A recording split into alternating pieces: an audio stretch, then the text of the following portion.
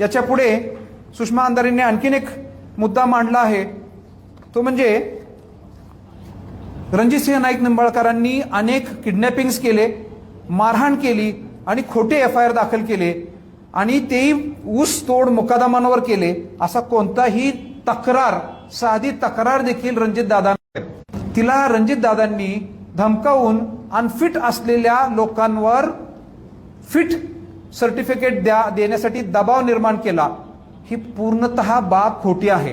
तुम्ही आता मीडियाचे रिपोर्ट्स पाहिले ह्या 2 दिवसातले, तर त्याच्यामध्ये स्पष्टपणे असं आहे की पोलिसांनी या मयत डॉक्टर भगिनीच्या विरुद्ध तिच्या वरिष्ठांकडे 3 वेळा तक्रारी केलेल्या आहेत, ज्यामध्ये तिने स्पष्टपणे म्हटलेले आहे पोलिसांनी की या डॉक्टर महिला आम्हाला रात्री उशिरा का आणले, पेशंट रात्री उशिरा अटकपूर्व वैद्यकीय तपासणीसाठी का आणले, त्यामुळे ये फिट असताना सुद्धा मी अनफिट असा शेरा मारून त्यांना ऍडमिट करणार आहे, तुम्ही चुकीच्या वेळेला आलेला आहे, तुम्ही माझ्या ड्युटीच्या वेळेतच येता।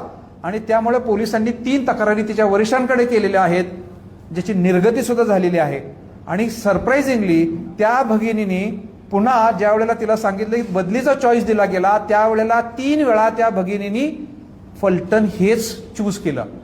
जर रणजितदादांच्या दबावामुळे, त्रासामुळे त्या जर भगिनी वैतागली होती, डॉक्टर भगिनी, तर तिने 3 वेळा फलटण हेच तिचं कार्यक्षेत्र नमूद केलं नसतं। ही बाब लक्षात घेण्याजोगी आहे।